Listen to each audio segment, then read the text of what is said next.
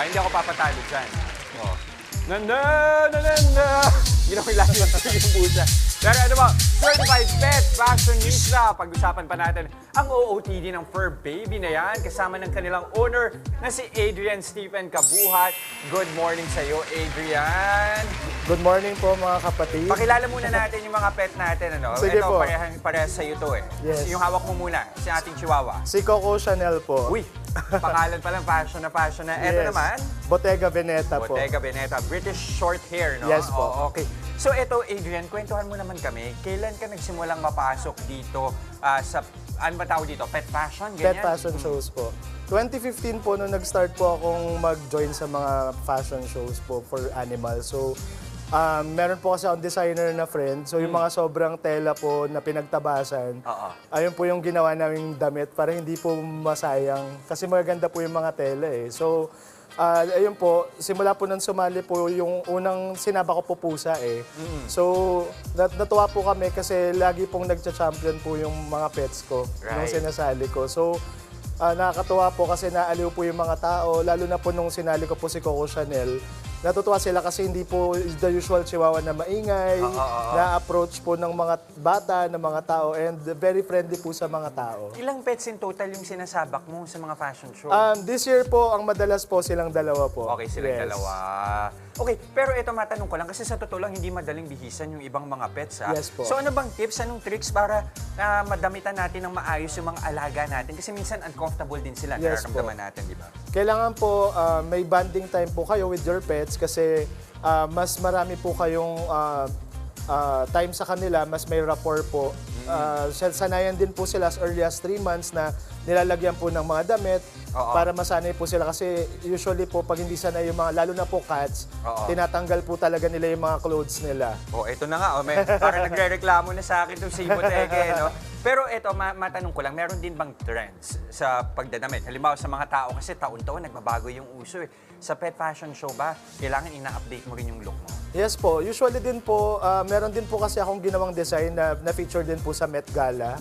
Wow. So, ayun po, kailangan din po, syempre in din po yung color of the year, yung mga ganyan. So, sa mga tema po, kailangan napapanahon din kasi kung ano po yung uso, kagaya nga po nung isa sa mga damit namin, pag summer po yan, ginaya po namin yung sa beanie na outfit. Ayan, mga naka-crochet. Yes, opo, ginaya po namin yung outfit talaga ng beanie. So, depende po sa tema, depende sa panahon, mga sineselebrate na occasions like Christmas, Valentine's, Chinese New Year. So, kailangan po talaga mag-outstand po yung pets natin, tsaka yung suot natin. Pero alam mo, it's one thing na damitan yung pets. It's another thing yung pagrampahin sila. Yes. Paano ba yung tinuturo?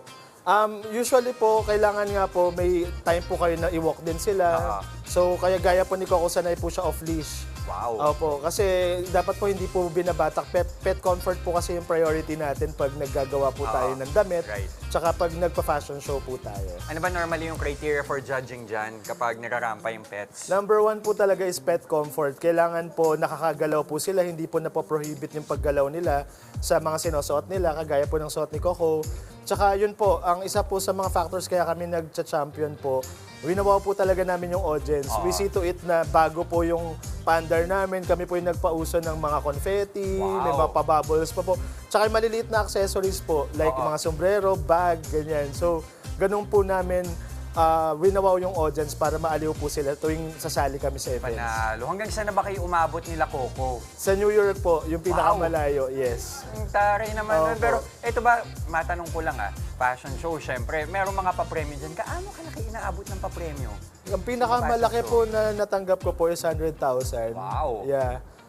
Meron din po na mga grocery items, mga GCs, meron po. Ako po, after po ako sa trophies din eh. Kasi pag nakikita po ng mga tao na maraming trophies, na-inspire din sila na mas galingan din ng mga pets nila.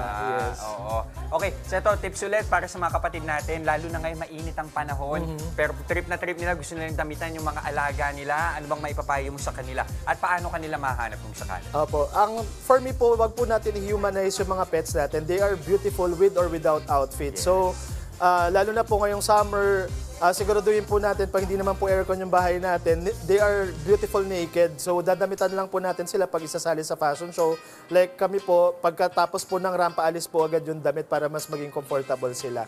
At ayun po, kailangan din po, masaya pa din po yung mga pets natin sa mga bonding time natin sa kanila kasi yun po yung pinaka-importante, yung mapakita natin sa mga audience at judges kung gaano po natin kamahal yung mga pets natin. Tsaka syempre, mapakita din po yung creativity natin kasi hina-highlight din po namin yung Philippine Festivals Ayun. pag sumasali kami sa mga competition. Kumbaga, kada festival, susundan yung theme ng festival Yes, na yun opo. pag sasali yung pet. Ito, halimbawa, gusto lang nila makita paano daw ba yung rampa ng mga pets. Halimbawa, parampahin nga natin si Coco. Pwede Sige ba? po.